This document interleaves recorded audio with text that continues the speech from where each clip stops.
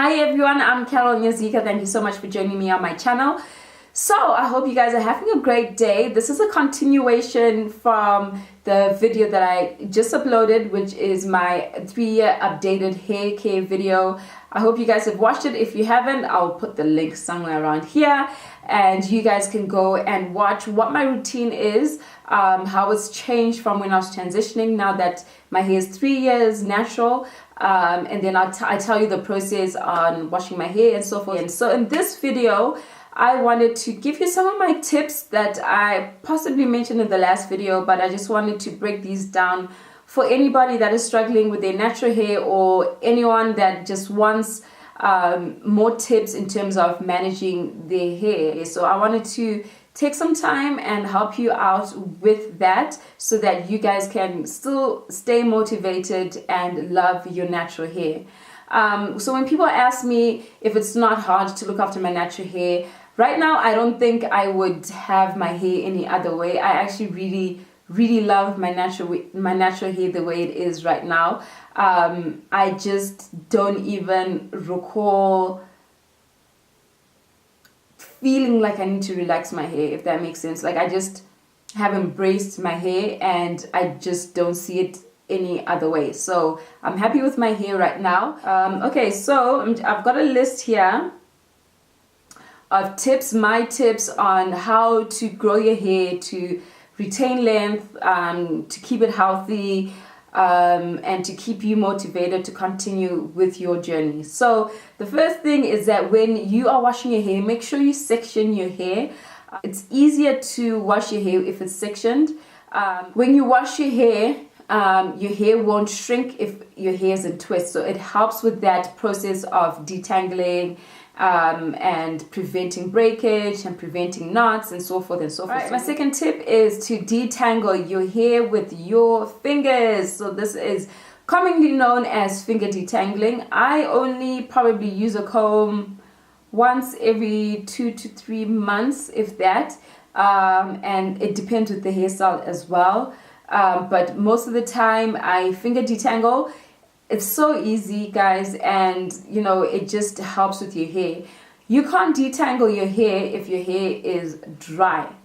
That is another thing, guys. Make sure your hair is not managed while it is dry, because it will break and it will hurt, and you don't want that. So when you're detangling your hair, finger detangling your hair, make sure that you have sprayed your hair with a hair mist, or you've sprayed it with some water, or or something that will make it damp and easy for you to then detangle. And that just means that when you finger detangle, you can feel any knots that may need you to either detangle individually, or you might need to snip it out. But if you are detangling with a comb, that means you are not really realizing if there's a knot that needs to be cut out, and that means you're tugging at your hair, which means your hair will break.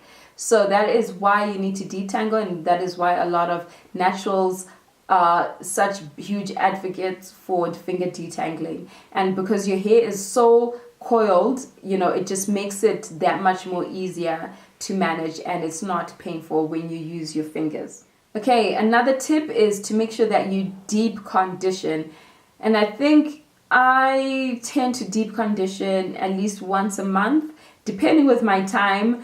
But I am trying to make this more of a habit every time I wash my hair. So making sure that I deep condition at least 15 to 20 minutes, and then wash my hair out after that. So make sure that you have either a really good deep conditioner or your DIY game is strong, and you are using the right products for your hair to ensure that you get the best out of whatever that you're using for your hair. So make sure that you are doing your deep conditioning in the right way.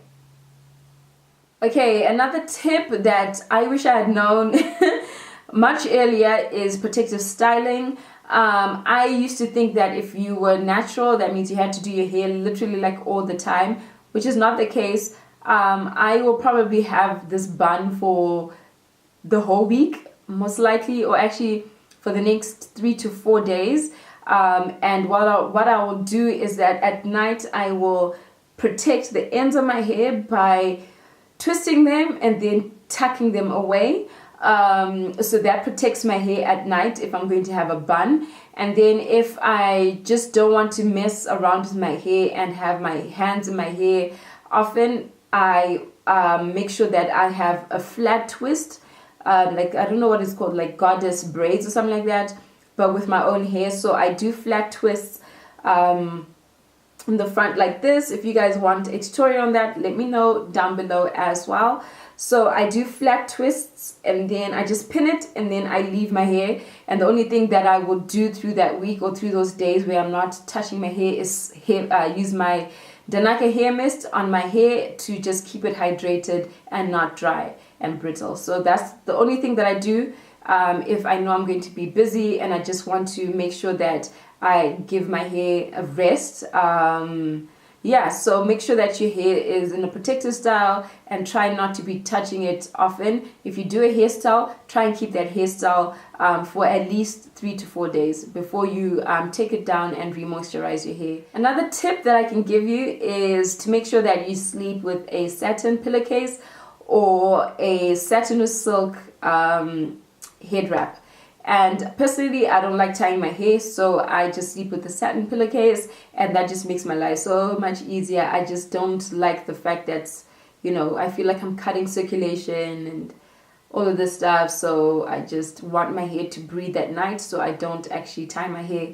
I just sleep with a satin pillowcase, and then that means it's not going to fall off, because usually I do that. I sleep and then the scarf or the head wrap will fall off and it just defeats the purpose, so I just opt for a pillowcase instead. Okay, another tip is to trim your hair at least once a year.